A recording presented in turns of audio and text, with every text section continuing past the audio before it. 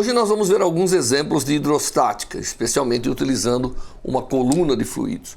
E como nós vimos, quando nós temos uma coluna de fluidos na presença da gravidade, nós temos um dP/dz que é igual a menos ρg.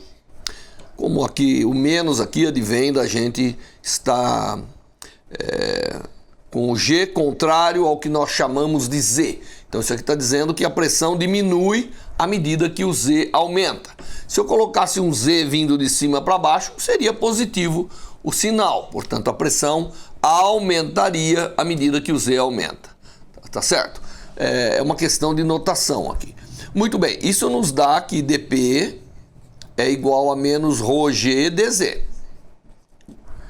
Portanto, se eu fizer uma integral de dP indo de P aqui até o P1, isso é igual a menos ρg integral do ponto 0 aqui até o ponto ΔH, que é a distância, que é o tamanho da coluna que nós estamos trabalhando, ΔH, tá certo? De dz. Portanto, P1 menos P é igual a menos ρg ΔH. Ou seja, P é igual a P1 mais ρg ΔH. Essa é uma expressão que a gente utiliza toda hora, que mostra que o aumento de uma coluna de tamanho ΔH é simplesmente ρg ΔH.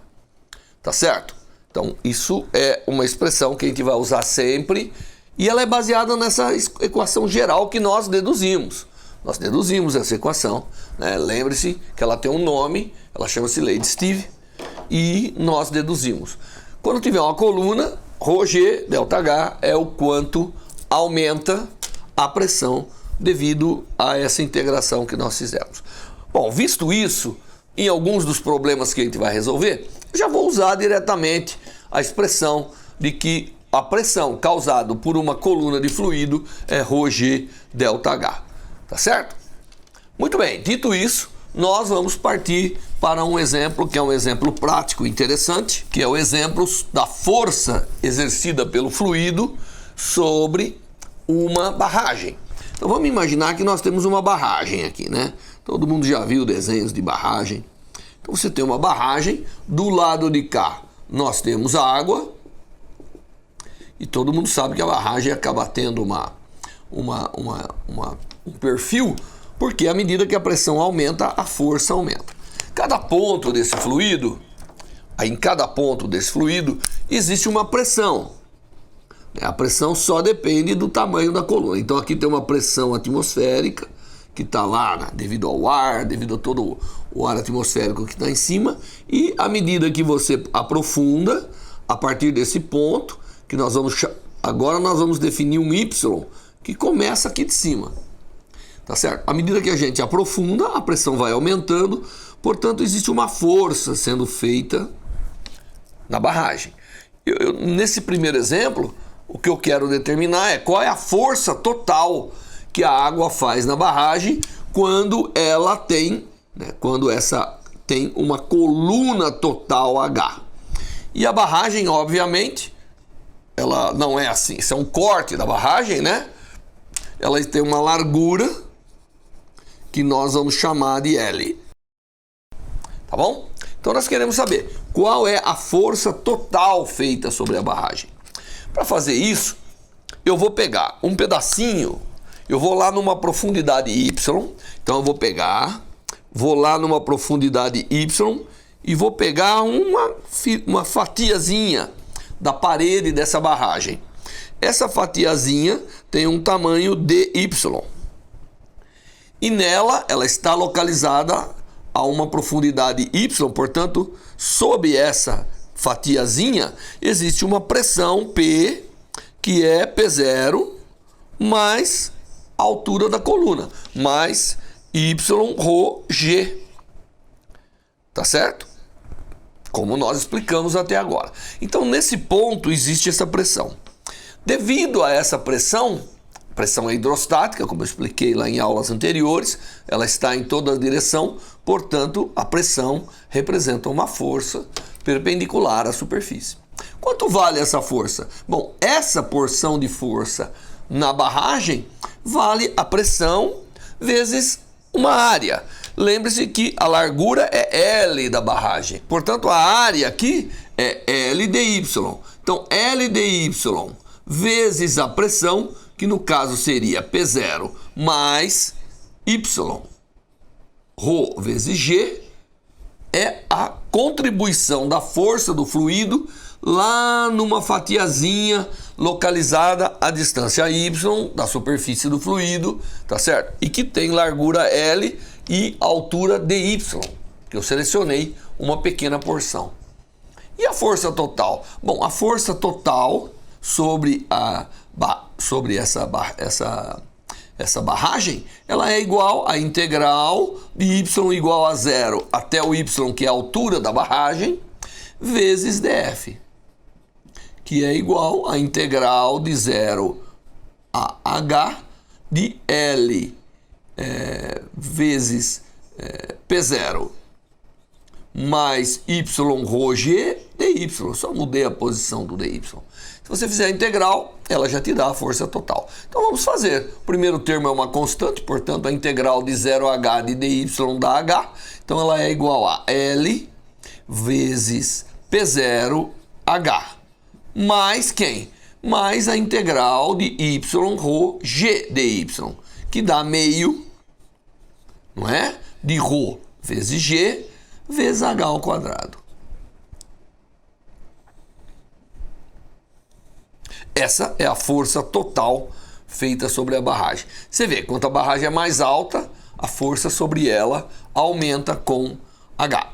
O termo LP0H vai existir sempre, porque essa pressão está se adicionando a todas as partes, a todos os pontos de pressão que existem na barragem, não é verdade? Tá certo? Eu poderia ter determinado como é a força em cada ponto. Em cada ponto da barragem tem uma força, eu poderia, que é mais ou menos essa expressão.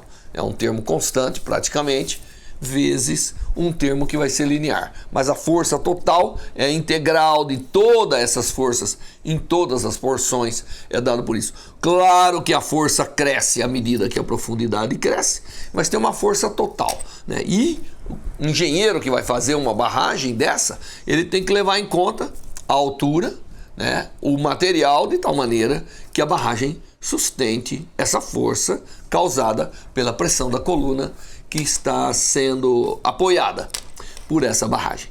Muito bem, esse é o exemplo de uma barragem. Agora vamos considerar um outro exemplo. Vamos imaginar aqui um exemplo que vai ser dado por... nós já vimos a barragem. Existe um exemplo que são os tubos em U. Então, em geral, eu tenho tubos que tem mais do que um fluido, né? Esses são exemplos simples, mas eu vou fazer rápido. E aqui eu misturo dois fluidos. Eu ponho um fluido mais denso e tenho um fluido menos denso.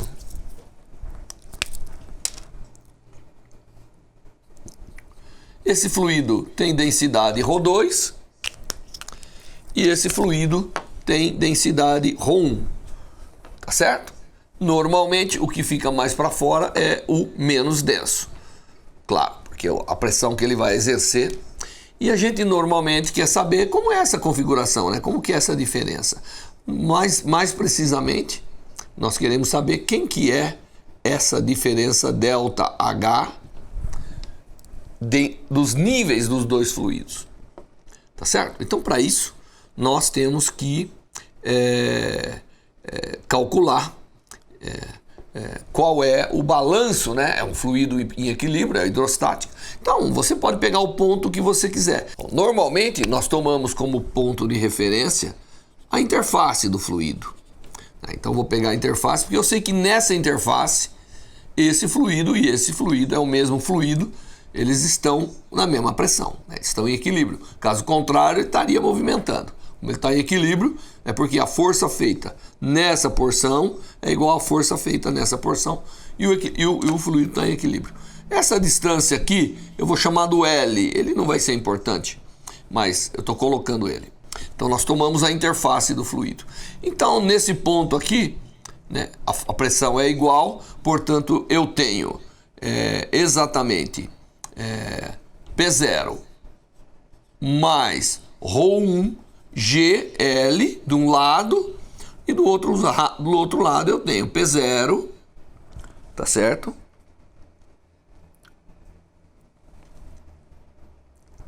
P0 mais, nesse ponto da interface, eu tenho P0 mais L mais ΔH vezes ρ2 G. Por quê? Porque nesse ponto aqui da interface,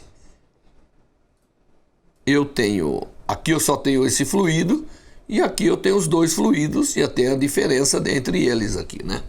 Que é o ΔH, tá certo? Portanto, P0 se cancela, e eu tenho que ρ1 GL é igual a L ρ2 GL, que é essa porção aqui, que é o tamanho dessa coluna aqui, desse fluido, mais ρ2 G ΔH, portanto ΔH é igual a ρ1 menos ρ2 G vezes esse tamanho da coluna 1 aqui, tá certo? Essa porção aqui, que é o que nós chamamos de L, tá certo? Que também é essa, o ΔH é a diferença, dividido por ρ2 vezes G. O G cancela, portanto, o ΔH, a diferença de nível, é igual a ρ1 menos ρ2 vezes L dividido por ρ2, tá certo? Essa é a diferença de nível aqui dos dois fluidos, tá certo? Quando ρ1 igual a ρ2, obviamente não haverá variação do nível da interface livre dos dois fluidos. Muito bem, esse é um exemplo, tem muitos aí pelo livro, tá certo? Mas agora vamos a mais um exemplo, que é uma aula de pequenos exemplos. Então nós vamos ver a prensa hidráulica. A prensa hidráulica é uma... todo mundo já viu, né? É um sistema que você tem vasos comunicantes, só que as áreas são diferentes, né? Então, veja aqui. Aqui eu tenho uma área, eu tenho um fluido, aqui tem então existe aqui um fluido que tem uma densidade, e eu tenho uma área que eu vou chamar de A1 e eu tenho uma área que eu vou chamar de A2. Então tem duas áreas aqui. Aqui nós vamos chegar e colocar um objeto que representa uma força externa feita sobre essa área A1, que é F1.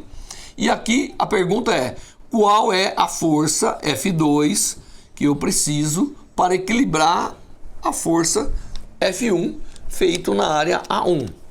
Imagine o sistema em equilíbrio, tá certo? Se o sistema está em equilíbrio, a pressão atmosférica se cancela, portanto eu tenho F1, a coluna aqui é a mesma praticamente, então eu tenho F1, não é isso?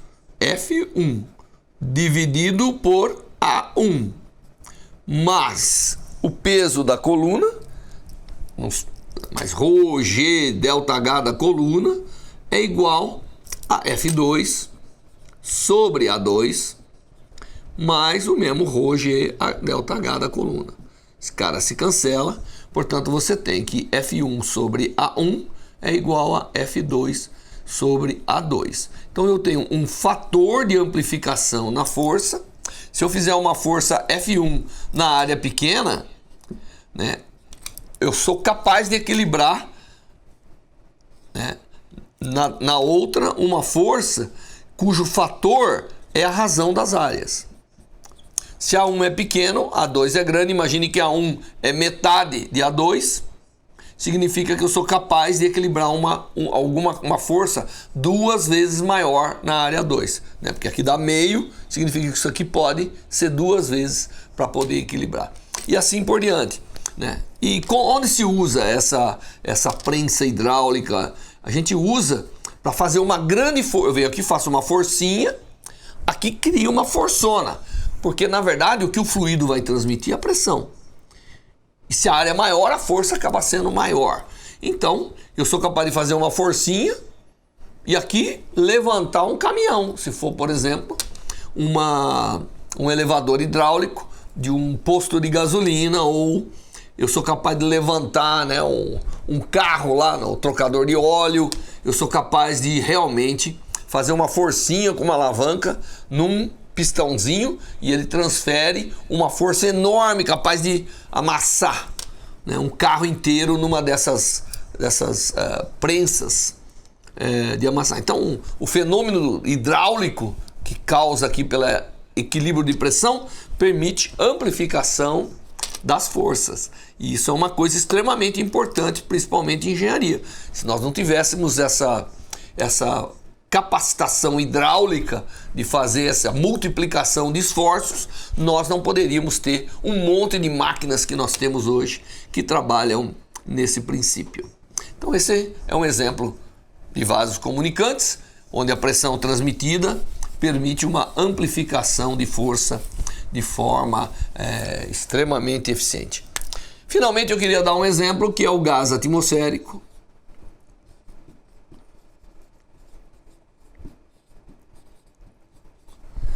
E a ideia aqui é nós fazermos o seguinte: nós temos a atmosfera, então aqui eu tenho a superfície da Terra,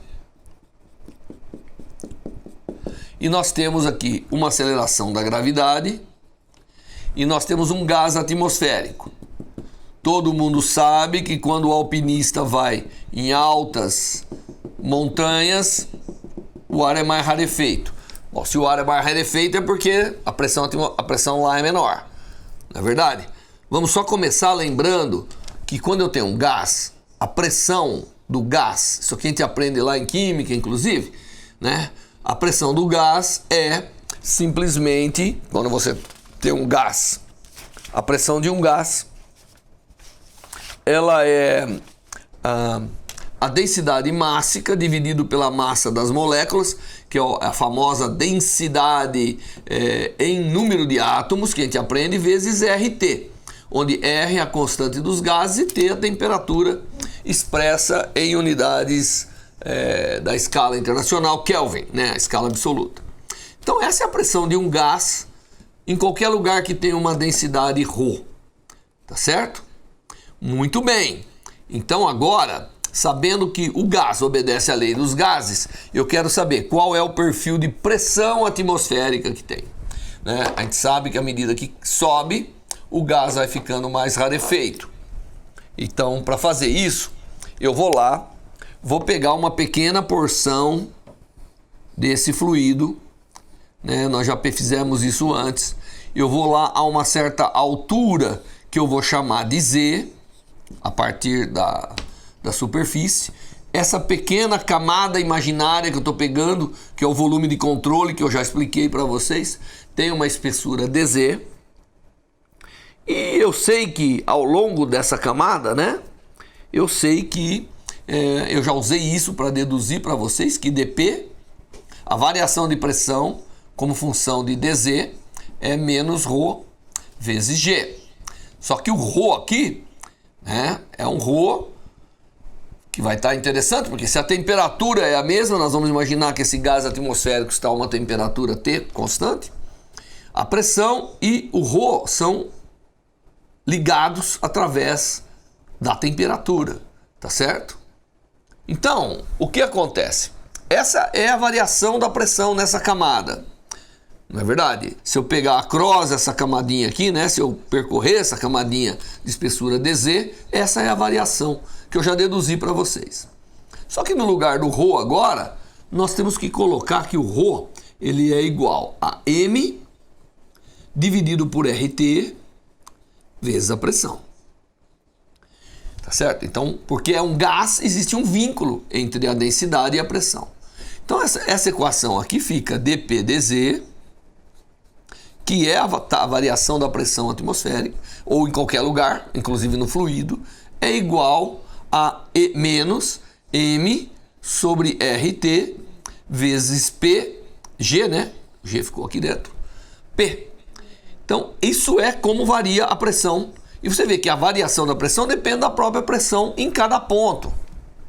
Então, essa expressão aqui agora, nós podemos rearranjar escrevendo que ela é dP sobre P é igual a menos mg sobre RT dz. Tá certo? Essa é a equação que governa a variação da pressão à medida que eu subo no gás atmosférico, devido à lei dos gases, né, que nós aprendemos em outros cursos. Muito bem, então a integral de uma pressão na superfície até uma pressão a uma altura Z qualquer, de dP sobre P, que é a integral desse lado da equação, tem que ser igual à integral de 0 a Z de menos mg sobre RT vezes dz. Essa integral é logarítmico, né? Ela dá o log de PZ sobre P0. E essa? Bom, essa dá menos mg sobre RT vezes Z. Então, dessa integração, eu vou ter que ganhar um espaçozinho aqui, né?